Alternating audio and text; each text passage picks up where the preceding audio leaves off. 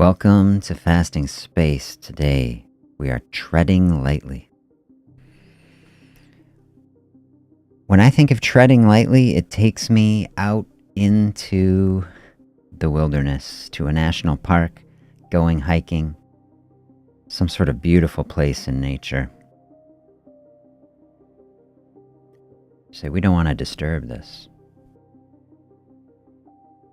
Today, look, I brought us out into space. We're taking a look at this beautiful jewel of a planet that we have, the incredible miracle that we can be here together in this moment. We usually think of treading lightly, just in a space, about the environment, about conservation. For our purposes, for someone who's practicing fasting, for someone on a health journey, I want to bring this together. Health in the body, health in the world. Treading lightly on ourselves as much as the environment. This is where I want to go today. So beautiful to me. Less stress on the body, less stress on the digestive system. Less stress on our joints, less stress on this whole being as we put less stress on this place that we reside.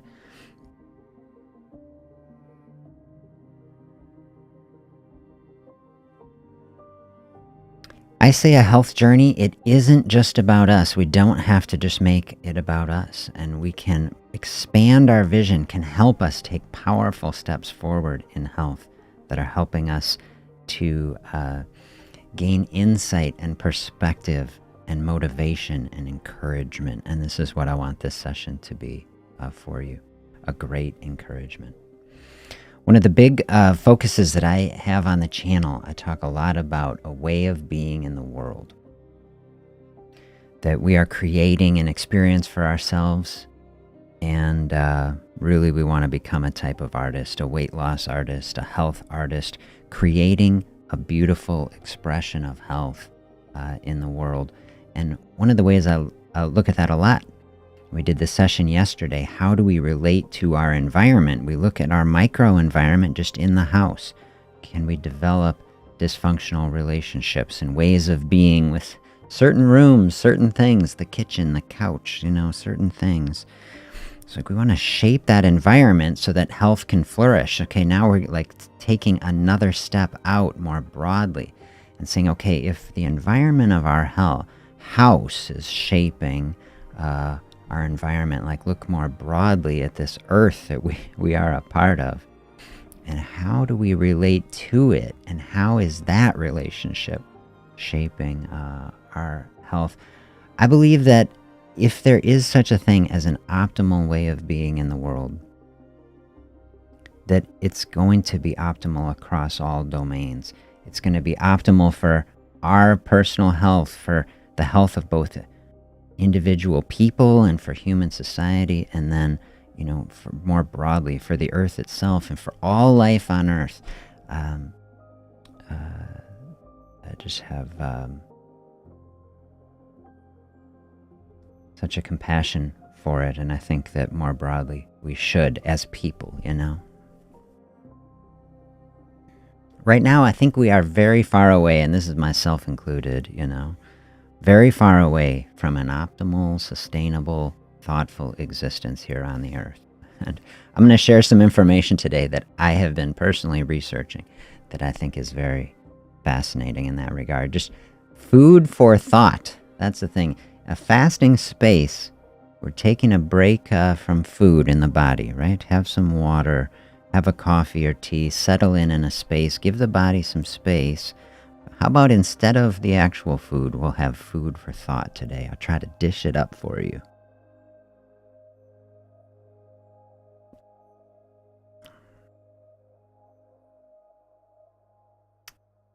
Yes, in a moment like this, I refer on the channel quite a lot to this present moment as, society I describe as consumption culture. I describe this as an industrial society. I think it is the pinnacle, at least so far. Who knows where we're going, but this is kind of the pinnacle of consumption culture and industrial society that we're living through, I think it is very important for thoughtful people who want to be healthy and who want to make the world, see the world be a better place. I think it's very important that we take some time.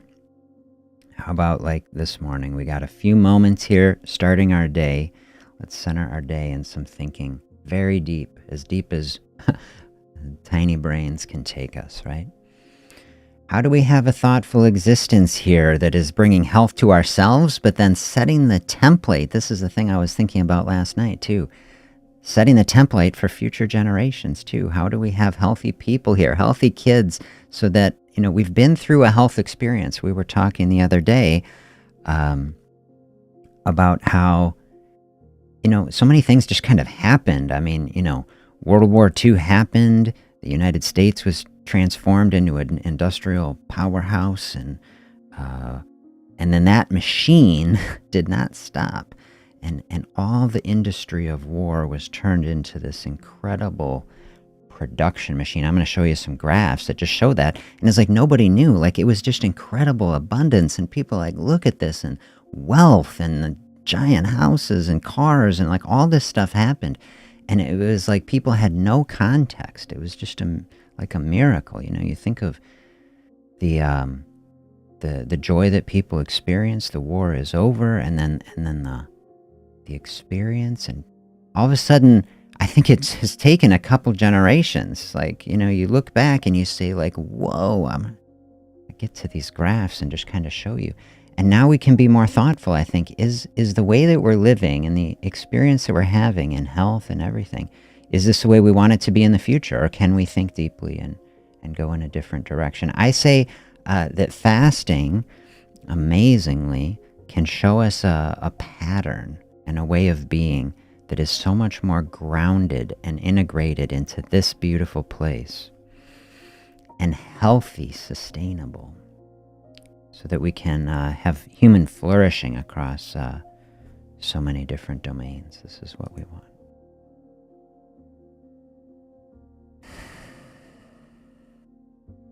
Fasting, okay, just to start out with some brief thoughts.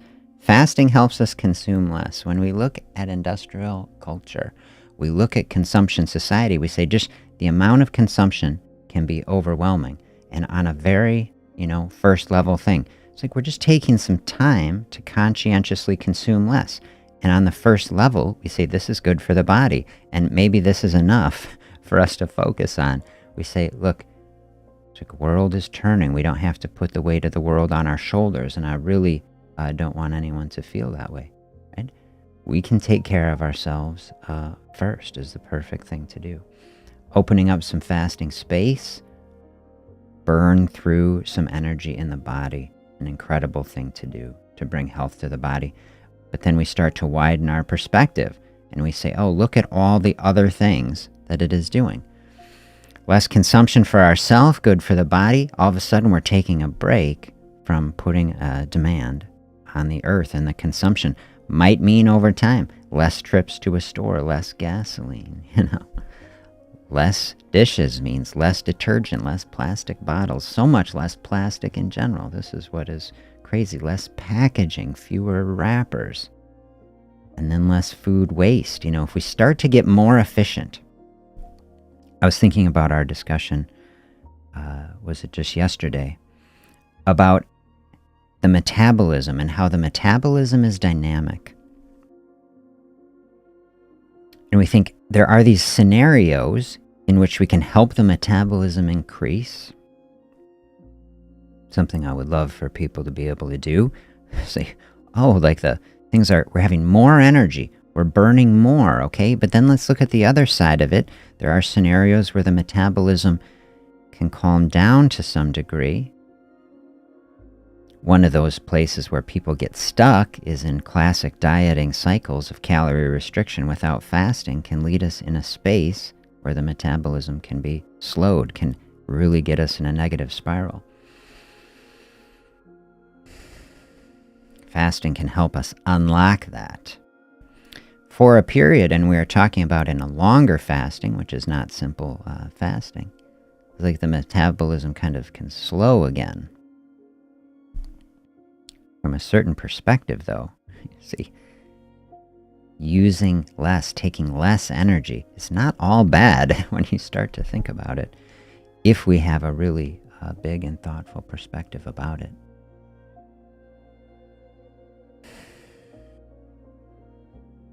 Get into a fasting space, such a thoughtful space. Say less demand for ultra-processed foods, things that come from factories, things that are powered by coal and natural gas and nuclear power plants and solar panels even, that were themselves made out of a gigantic industrial process that took enormous amounts of coal to produce, to refine the steel and the aluminum and the silver and the rare earth elements like neodymium that have been mined out with gigantic mining equipment, so that we can have a solar panel to power our factory to make Doritos. You know what I mean? Like, you start looking at the earth and what is happening, and you say, I want to be out of that for a little bit. Like, remember food, like the apple just grew on a tree and we picked it and ate it, and it was just a cycle that was very simple and grounded, and diabetes was something that no one had ever heard of, basically.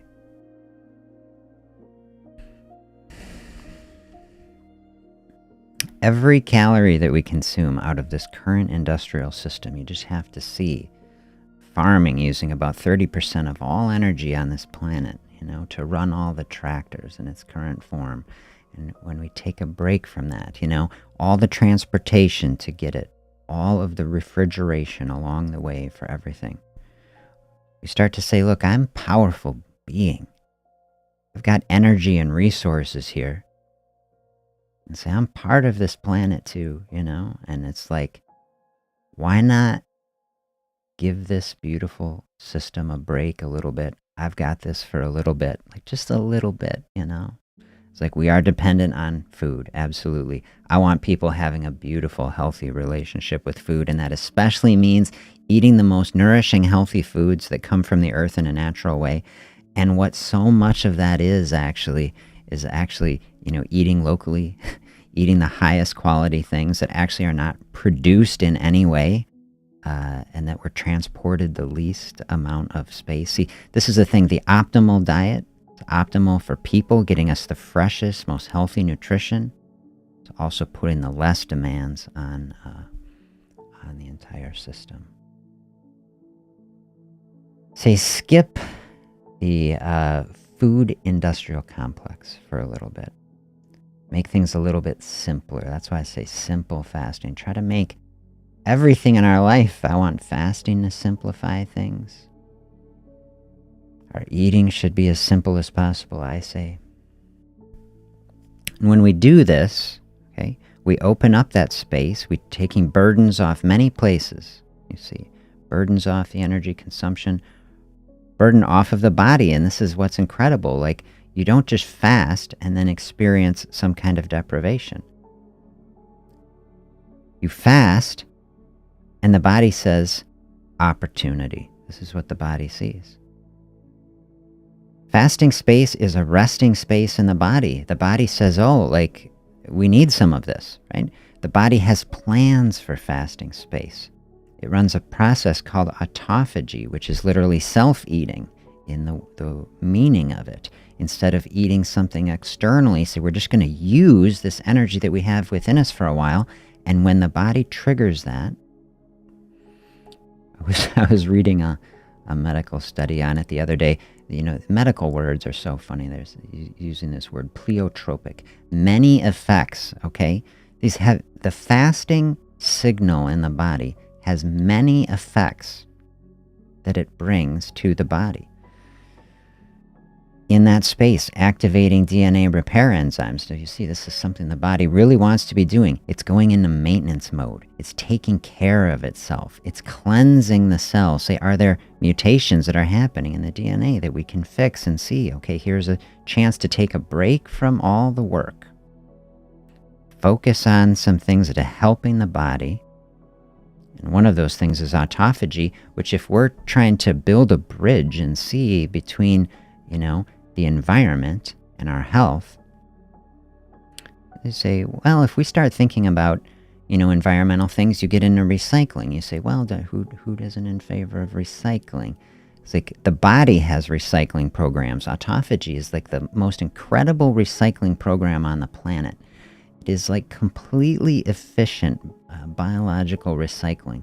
You've got broken proteins in your cells. The body literally piles them up like in a garbage pile inside of certain structures. And then it will break those down and reuse them. It'll build them back into something new. And this is how fasting can become a rejuvenating practice. And this is what I was saying at the beginning, that fasting can show us patterns in life, the way life works and operates, that I believe we should be mirroring, as we're running this planet. I don't know that people running it anywhere other than in a bad direction right now. Look how nature operates in cycles, completely efficient. When we have waste, there's never waste in the body, basically. It's like within the cell, everything reused,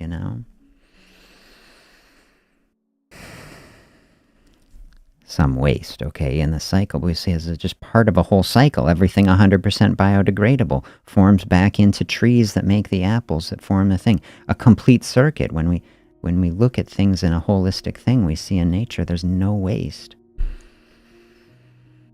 And then in the fasting space, a part of that in the body that helps to take things that are broken and make them into something new. See, these are beautiful patterns. Don't you wish? As I'm looking at the earth, I say, I wish that we were running cycles of human society that were mirroring things like that on such a more profound level.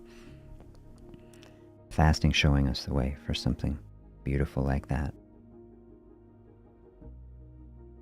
Help us to tread lightly everywhere we go, not just in a national park, in the city, that we say, okay, city's going to exist. Everywhere can't be a national park now, okay? Oh, but let's bring in some of these concepts to it.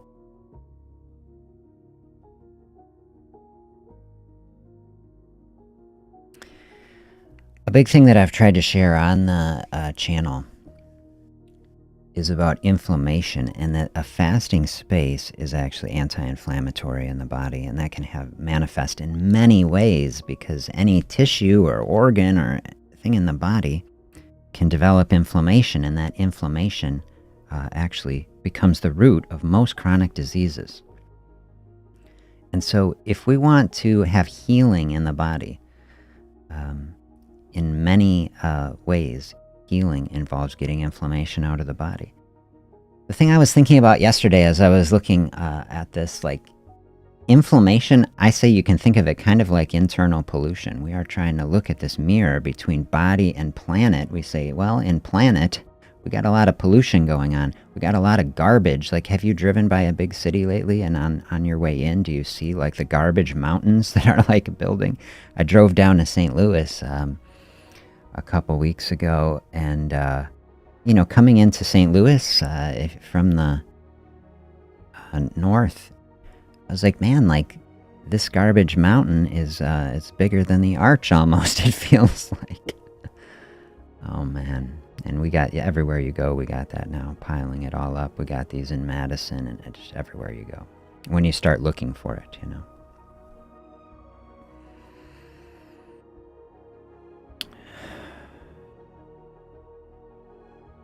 Inflammation in the body, we want to get that out. Think of pollution in the environment. We want to reduce that. We want to be treading lightly. When we start treading lightly in the body, we can help to reduce the systemic inflammation, reduce disease, reduce these things. Do you see that this is the mirror for the same thing that we wish was happening, and we want, through our collective thinking and action, to be happening? When we are consuming less in the body, we're consuming less in the world. Means when we are together working, the garbage piles aren't building up. When we start mirroring the fasting cycle and autophagy on broader levels, and we start living in ways and using products and things that are natural, that are part of natural cycles, the pollution doesn't build up. Isn't this bringing inflammation to the world, right? We see the world is clearly inflamed, right?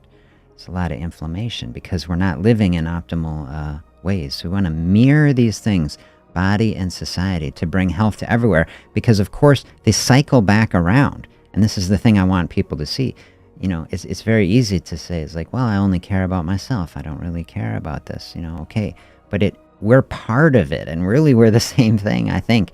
Because the thing that really bothers me as I drive by a giant garbage mountain and looking at it, the stuff is not contained in these things. It's not that this is here. Okay, think of everything that is in it. The paint and the plastic and the PFAS and all the Teflon. Okay, that stuff is not staying in there. I don't care what anybody says about it.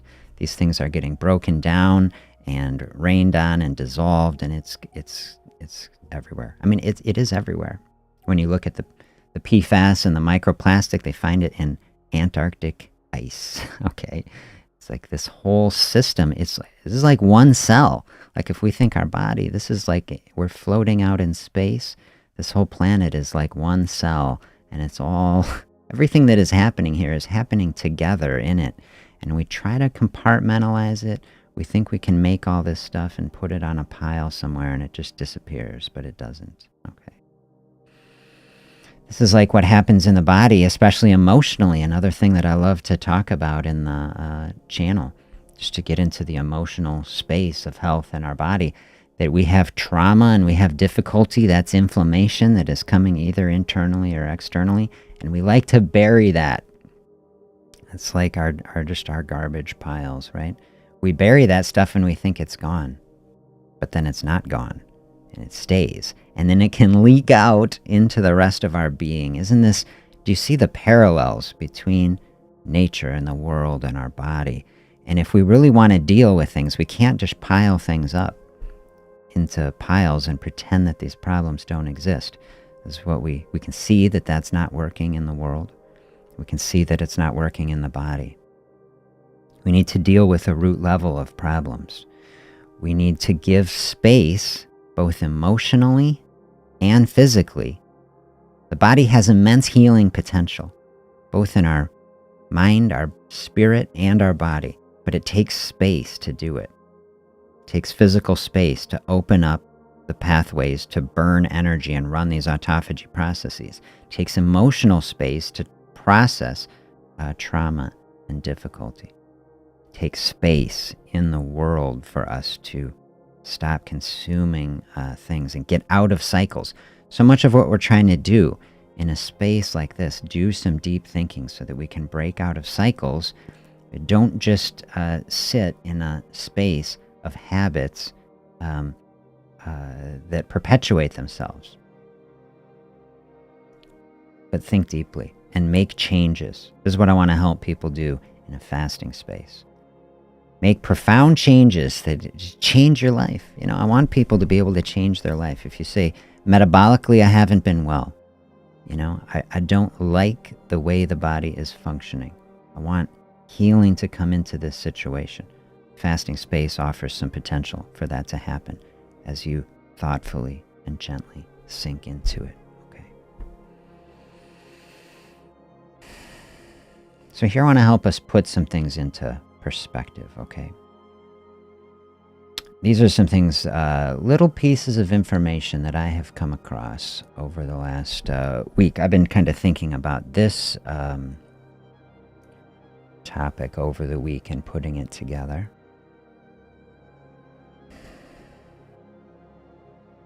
Here's a chart that I came across from an article I was reading in Nature magazine.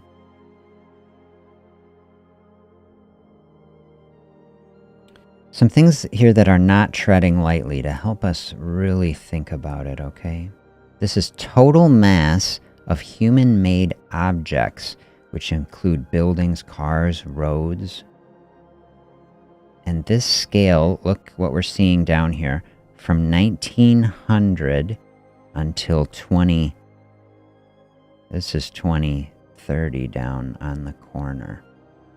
And this circle in the middle, 2020. So the mass of all human-made objects has now eclipsed the total dry weight of all living things on Earth. This so much blows my mind.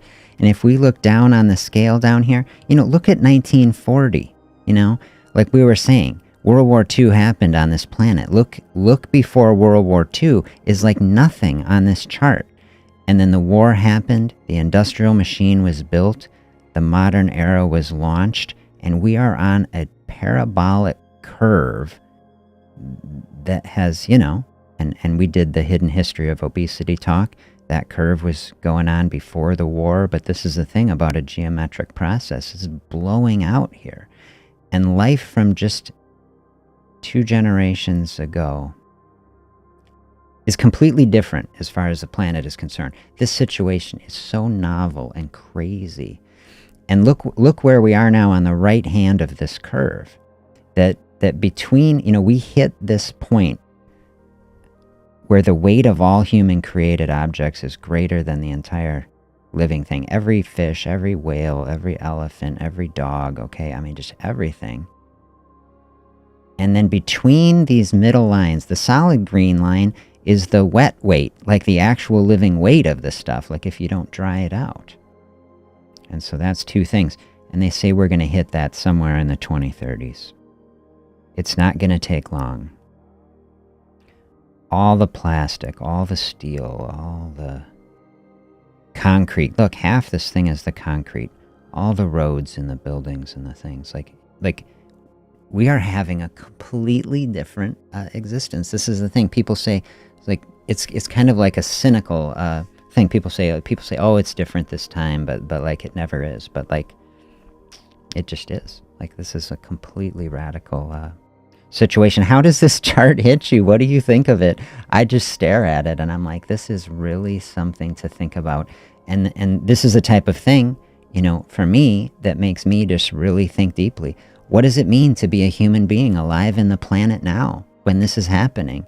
And you can see probably what I should get a chart here just to put next to it about the extinction rate of species. This is having profound impacts on the environment and other living creatures, and it's just the type of thing. You say, I don't care about seals in Antarctica or wherever. It's like, but we care about ourselves, and really we're the same. And like we're saying, it's cycling back around, and this just does not bode well for the future of health. It is not, in my view, a sustainable process. So definitely makes somebody think.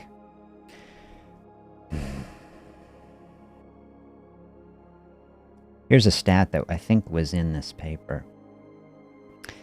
The average person living in a high-income country consumes 9 times more natural resources than someone living in a low-income country. And this hit me also quite a bit after going to Peru and spending some time in a very low-income place. Here's a picture I took in Peru. So I stayed in a little place, okay? It's a roof over your head, all right? So you look out over the little city where we are here, and it's like most people living in places, just a sheet of tin over your place on a dirt floor, and people got some bikes and maybe a motorcycle to get around. And, this picture is small. I should zoom one in. If you look over on the left side of the picture here, there's 2 kids playing down in the street, and I had some downtime for an afternoon. I sat on the roof of this little building that I was in, looking out over the street and just thinking about this city, thinking about facts like this, coming from a high income country, with all the houses and lawns and cars and everything. And coming to a place like this where people have very, very little. And I just sat there and watched these 2 girls. How old are they? Maybe, I don't know. If they're 3 and 6, maybe. And their little dog, and some other kids would come by sometimes. And these kids are just playing in the street. I watched them for a couple hours. And they were laughing and they were racing. They had a while. They were doing races with each other and the dog. And they got a plastic bottle, was sitting in the street, and then they kicked it around and they were playing soccer with the dog for a while and just laughing. Just the whole time they're just laughing and laughing. And I was thinking about, you know, just the joy of childhood, and that, you know, these kids have basically nothing as far as I can tell. Like they have a plastic bottle, you know, an empty plastic bottle they kick around. They don't have shoes ostensibly. You know, it's like, you know, but they were happy. And, you know, I think all the stuff, all the consumption, like all of the treading heavily on the world, like where is it taking us? I was like off to the side of this picture over that way, you know, I think they're, you know, grandma is sitting in like a broken lawn chair over on the side talking to the neighbor, and you know, he's, you know, from a certain point of view, somebody say like, oh, these people they should be working, you know, capitalism wants to come in and just say right away, like, where is these people should be out working, they shouldn't be sitting in the street. But like these people, this seems like neighbors between two of these places, you know, they sat there and talked for like an hour and a half. I was like, when have you sat down and talked with your neighbor for an hour and a half, you know? And then you start to change the frame of reference, like, you know, by some beautiful tropical trees, and you're like, who is really having a better life? That's what I was starting to think about. So this type of statistic about all the consumption and all the resources, and we say, well, if it is damaging the planet, it's clearly damaging our health, it's damaging our emotional well-being. But, you know, is it an addiction? This is what I was, you know, thinking about. Very hard to say no to something when you're used to it, like an air conditioner. Okay, no air conditioners here, and it's hot, all right? And so you just think about that. Like, nobody consuming energy for an air conditioner in a place that is much more hot and humid than many places in the U.S. I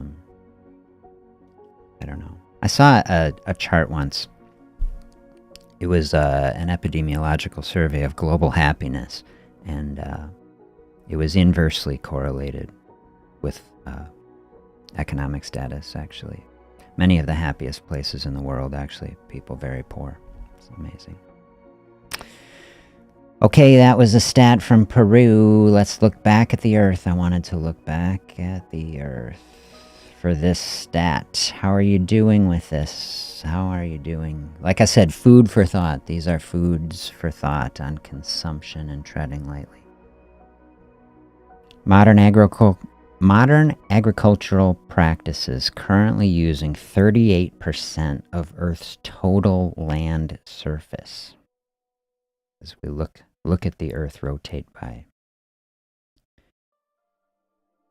And 80% of deforestation responsible from agriculture. So when we are participating, okay, in our agricultural systems, this is what they are doing. And this was something to be in the Amazon. Okay, I was in the Amazon, sitting in the rainforest, one of the most incredible places that I've been. And then to travel and see parts of it, and to think that people are cutting this down to plant plantations full of bananas that are being industrial shipped up to Wisconsin so I can eat a banana in the morning. I'm like, you know, these are the types of things that I look at and say, it is hard. It is feeling hard to be part of this cycle of consumption, you know, of chopping down a rainforest so that so I can ship a banana across the planet and eat it, you know. It's like, makes you think, is this good? Is it really healthy? Okay, one more statistic for us, okay? Check this one out. This is getting into food waste. Okay, every day on this planet, and I put a reference to this in the video description if you want to look at this resource on food waste that made this image. Listen to this. Every single day there are over 1 billion meals on this planet worth of food that are wasted at both the household and retail level combined. if food waste were a country, it would be, the country of food waste would be the third largest greenhouse gas emitter in the world, because this stuff rots, right? I mean, it's just as crazy. We throw it away, and it rots in landfills, and it releases carbon as both CO2 and methane. It's one of the top producers of methane in the world, which is just food waste.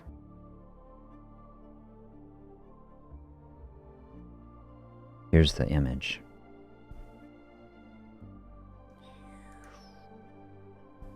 This is Mount Waste, they call it, which is significantly higher than Mount Everest. Oh man. Pile it all up.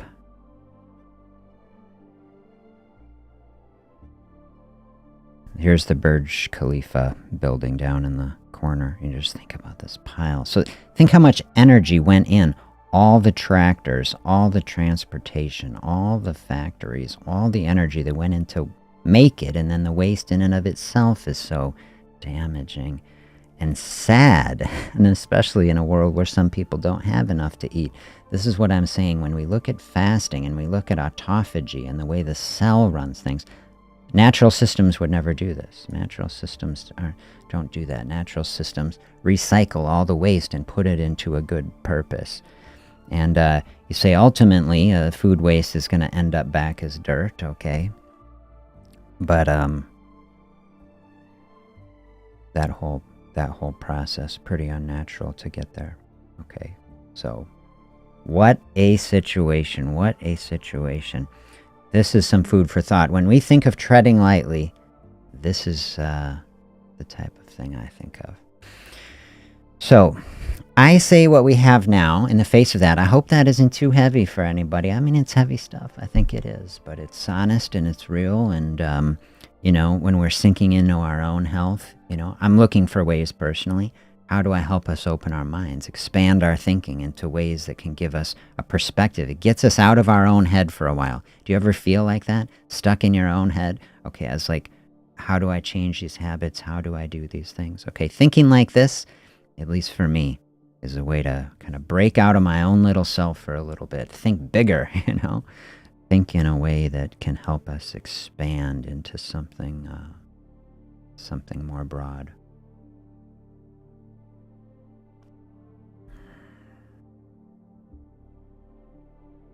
Human body, this is what I say. This is probably why I became a doctor. I mean, most human body, so incredible. It's an absolute miracle, the way it works.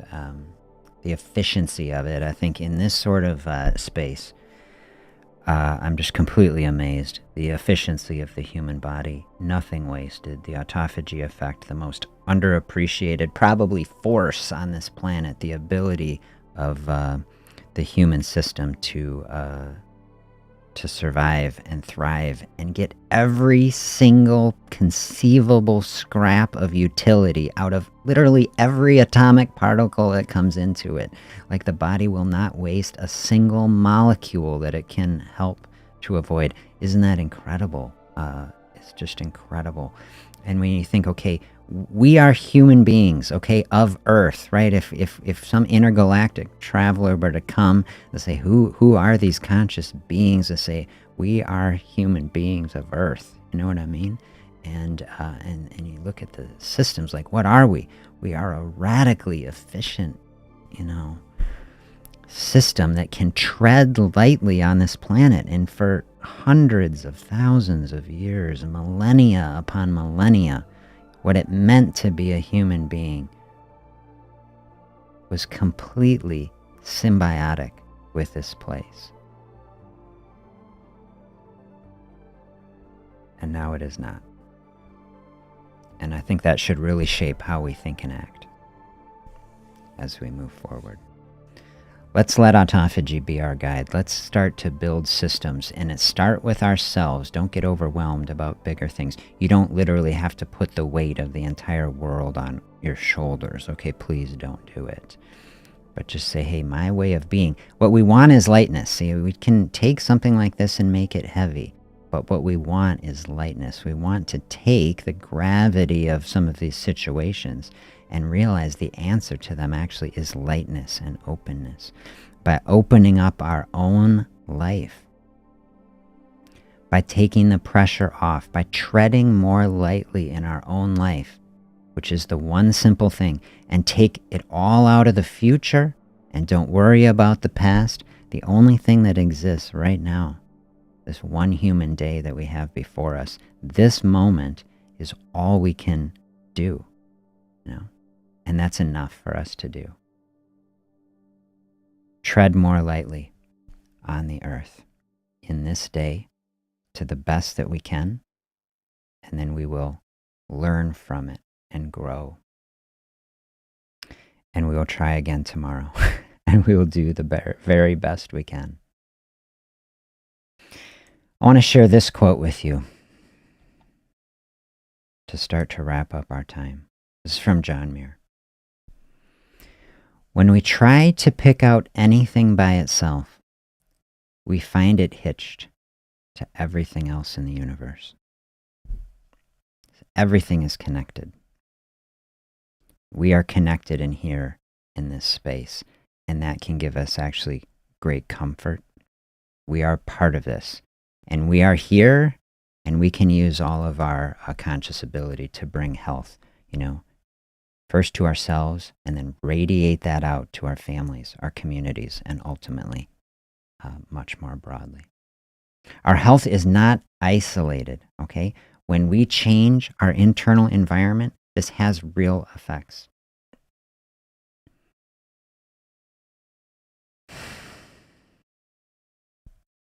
Real benefits that spread out, not just to ourselves, and I hope that's very encouraging.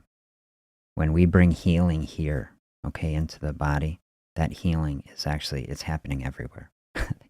Like I said yesterday about that movie, everything everywhere all at once is all happening, many levels happening simultaneously. I saw one more quote from John Muir. He said that every walk we have in nature, we receive more than we seek. And I just take that into this space. I say every walk that we have with a fasting space. And a fasting space meaning a voluntary, intentional, positive, open space moving toward health and joy and love and light. Okay. Every time we do that, we are giving more than we receive. That's what I want to leave people with. We can open up that space. We say, oh, is selfish? Is thinking thing, I just care about myself. It's good to care about yourself. There should be no judgment for taking care of ourselves. This is how we bring a deep love and compassion for ourselves. I want people to have that. And see, when we do that, when we are taking care of ourselves, I say we're actually giving more than we're receiving. And I really think, if you see in this space, that is the case. And I think that sort of thing can give us great encouragement to move forward in health. Open up some fasting space. We give the body a break, gives the earth a break. This is how we tread lightly. We can all tread lightly together. Helps us to heal deeply. I was kind of meditating on that. Tread lightly, heal deeply.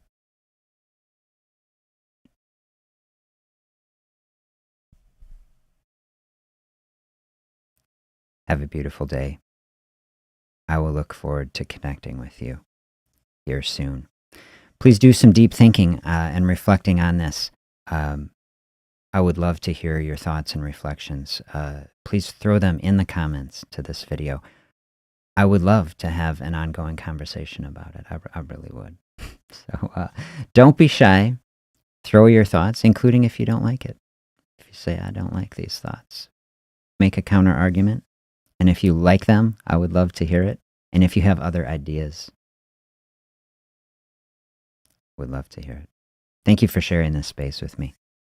Have a beautiful day, and I'll see you again soon.